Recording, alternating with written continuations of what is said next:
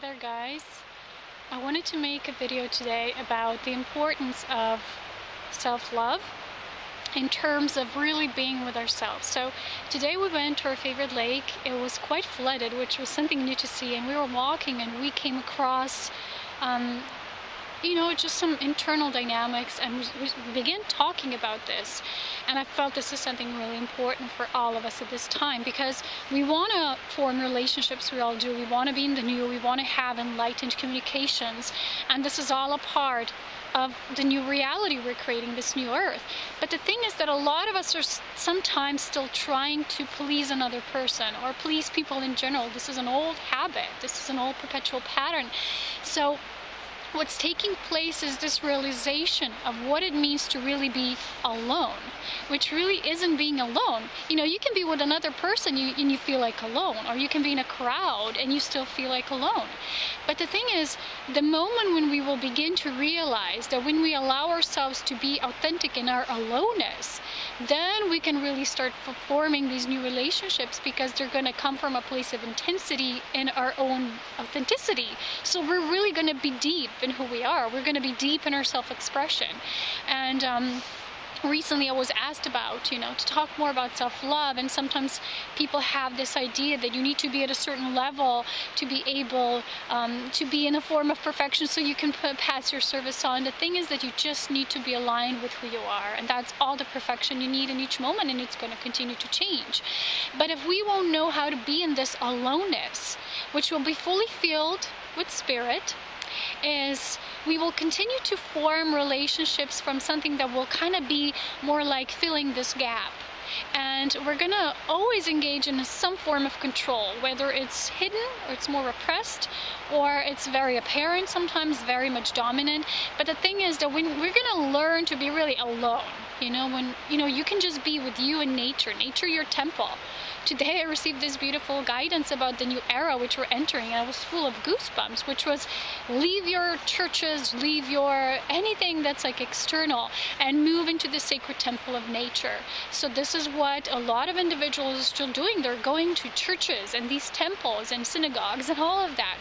And the thing is that our true temple is nature. This is the form of all creation. This is when we really learn to master, to be with our natural self. And aloneness is a big place where this, big part of when this really takes place, this soul alchemy, when you really merge with yourself. A big part of my spiritual journey in the beginning of these years, when I started with Ascension Pioneers, was spending practically all my time alone.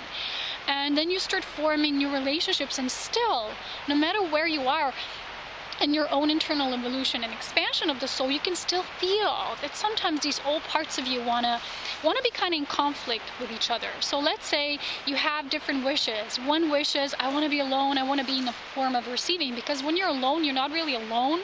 You place yourself at a certain receptivity form. When you're really receptive and susceptible to the divine light, this is when you're going to get new inspiration, new guidance, new ideas, new visions, and really you're going to be able to translate them through your own body.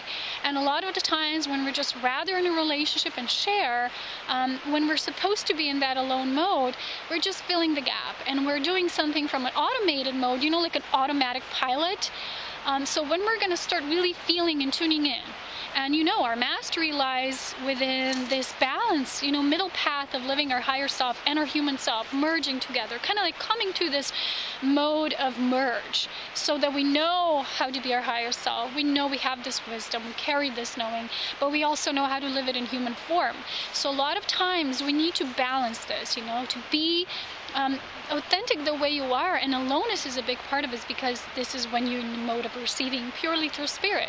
So let's say I'm a very doing kind of person. I do a lot of things, and sometimes when I just go out, there's no one there.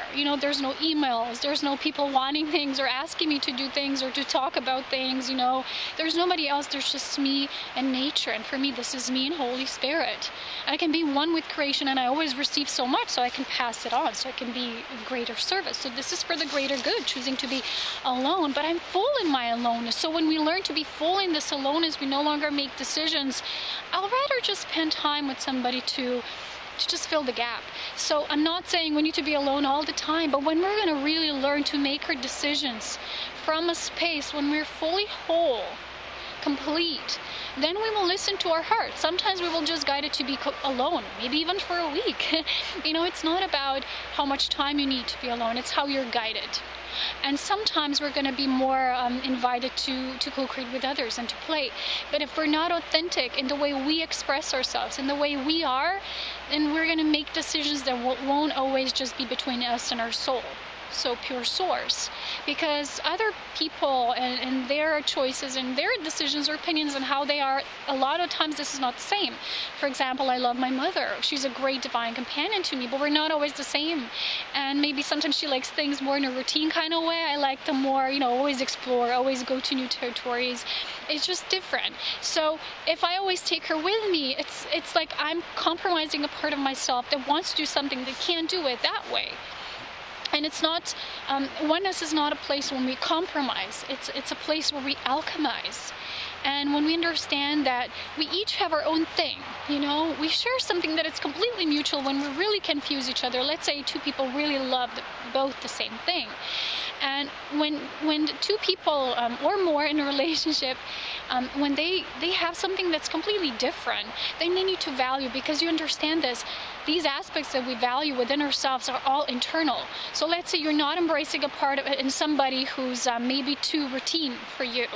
And if you feel resistance towards that path and you don't, towards that part of them, and you don't fully express it in the way that you understand it and you support it and you just accept it as it is, it means that's a part of you internally that you're not fully embracing. Everything that you still have as a mirror outside of you is somehow your own internal dynamics playing out this way. So it's really important. I feel Spirit showed me today, the moment we will realize that and we will love our aloneness, not the same as isolation. It's not the same, because I'm not isolating myself when I go the great outdoors and I'm just one with Spirit and I receive this new guidance information. It's for the greater good, because then I can share it, because then I'm fuller, I'm richer. And if I always just would have, go out in a way, let's go out, let's talk all the time when I'm out, let's do this and that, and constantly, like people go out and do sports all the time. I mean, it's maybe fun for a while, but those of us who really are more in the spirit path and being receptive so we can pass on the service, we will clearly get very quickly bored of that, because it's just an external fulfillment of something. And if that's not imbalanced, then we're not living the middle way. And Spirit showed me today, you can really, really have these enlightened relationships, beautiful communications in the new, when you're going to master your aloneness, when you're going to know that you don't have to make these compromises, and let's say two people are different and they always want to do everything together, but they're not always in alignment with it. There's very rare people that we will find on our path that will be fully like us. So before we establish this understanding of ourselves, so this is the self-love that this person asked me about. The deepest self-love is when you understand and embrace yourself as you are. So you don't need to make compromises for other people or how you wish to be seen or presented in the external world. You just embrace yourself where you are, so how you are. And how I am, I like to do a lot, but then I just go and I need to be alone. And sometimes if I drag another person with me, it's just not the same, because sometimes it just comes, if a person is of a certain nature, then we need to deal with so many physical things that I don't need to when I'm alone. So if Spirit guides me in a way, now you need to be alone because there's new things coming in. There's new receptivity needing to be embraced, and there's going to be new visions coming in, then I need to be in that space. And the moment I don't engage in it, I'm in this internal conflict, like the Two of Swords in Tarot. I'm in the conflict of my own, and this will only be mirrored as an external conflict in the relationships that we form, or in a situation that comes up for us to review and really see what's telling us. Remember, everything is a messenger. If we don't like something, it's something that we keep repeating, and sometimes we don't even realize how old and how much we're used to it is, and a patterning. You think it's not natural, that's just how we are. But then when we really look deep enough, it's like, maybe it's not how I am. Maybe I'm just used to playing this game, but maybe it's just not me. And I've noticed that sometimes we rather go with somebody just to not be alone that to really choose what we feel guided to, because a lot of times when you were alone, you probably felt amazing because you were washed with so much love of spirit, and you receive all these new ideas, and nobody could ever feel externally that for you, what spirit does in our own deep soul communion and alchemy.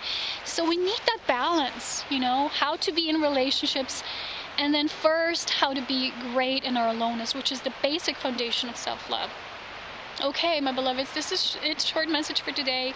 I don't have much battery on my camera, but I wanted to do this real quick. So until next time, in the next video, I hope you'll find that center in yourself. And I really wish for everybody to feel as great in their aloneness as I do. Because when we're alone, when we allow ourselves to not resist the aloneness, then we really feel how much we're not, how much spirit pours through us, and it's amazing. And then we share it on. So take care, so much love, wisdom, and power as always.